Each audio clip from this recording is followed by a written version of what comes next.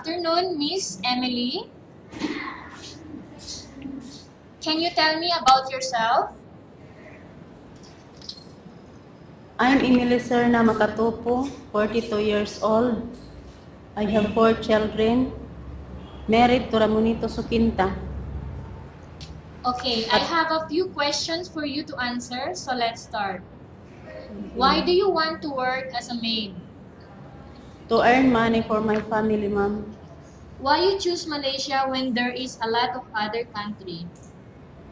I had done to work in 2 different countries and I chose to work in Malaysia as well.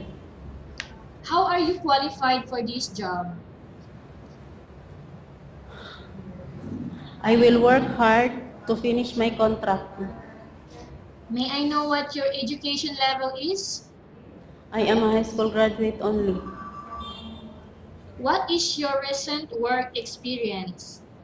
My experience is I am a domestic helper in Saudi Arabia and Abu Dhabi. Have you worked abroad before? Yes, ma'am. I have been in Saudi for 2 years and Abu Dhabi for 3 years. Okay, do you have experience of taking care of baby? I have experience in taking care of baby because I have 4 children on How my own. about elderly people? Uh, I have only 1 month experience in elderly people. Okay, do you have any other special skills? No, ma'am. Are you willing to learn new skills? Yes, ma'am. Are you willing to work with the family where the mother-in-law or any relative stays together? Yes, ma'am. Currently, are you still working? No, ma'am. Do you know how to cook? Yes, ma'am. What sort of food can you cook? Filipino food only. Example? Adobo, How sinigang, about Western paksiw. food? How about other dishes? I don't have idea, ma'am. Are you willing to learn? Yes, ma'am.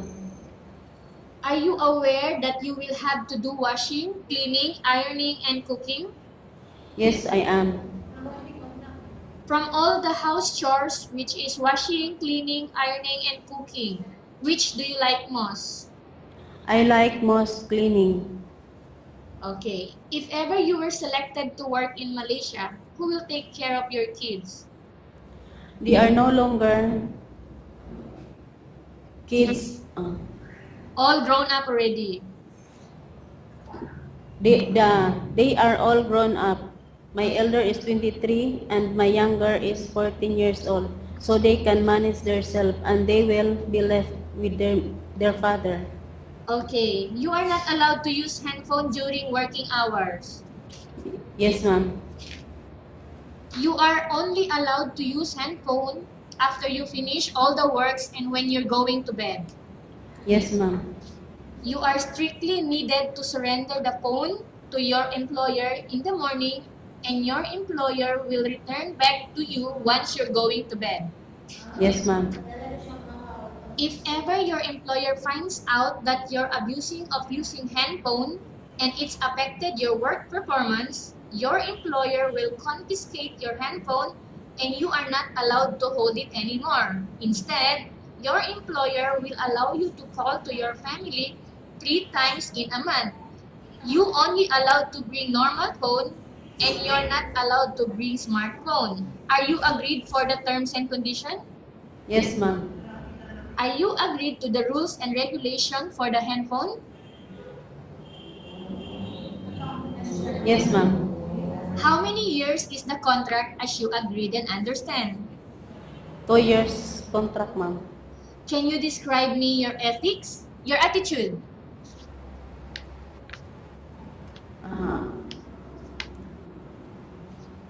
I'm a hardworking.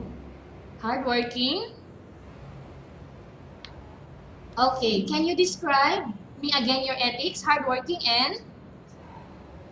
Discipline. Discipline. Okay. How can you assure to us that you will work hard in Malaysia?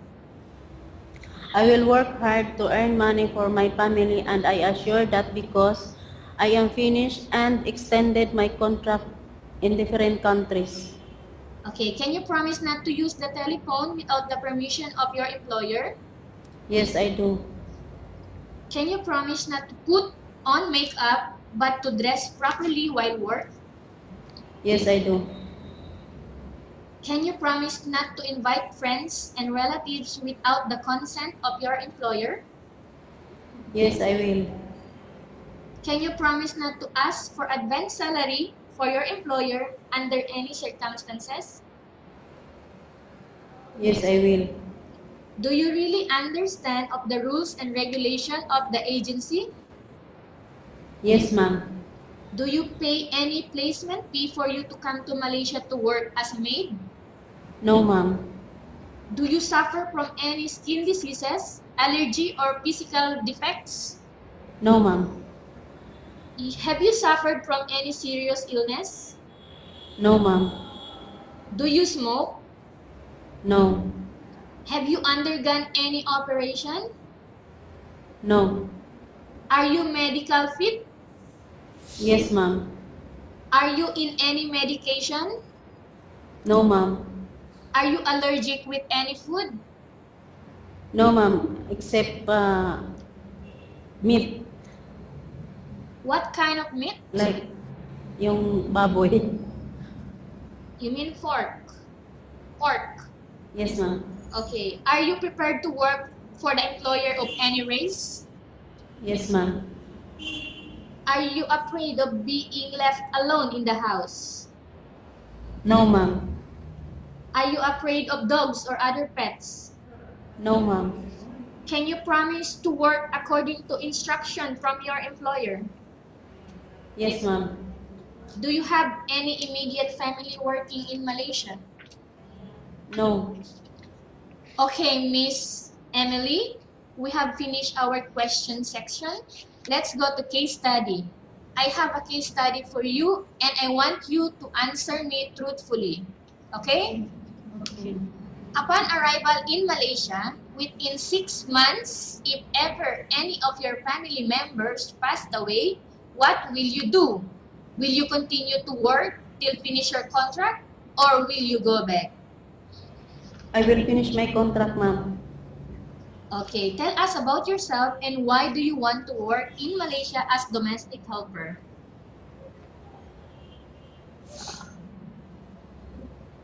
I want to work in Malaysia as a domestic helper for my family. Okay, Miss Emily, what do you want to tell to your employer who are watching your video? I'm hoping, madam, that I am qualified for this job and you will hire me as a worker in Malaysia. Thank you. Okay, thank you very much, Miss Emily. We will update to your agency if there is any selection made by the employer. Thank you, ma'am.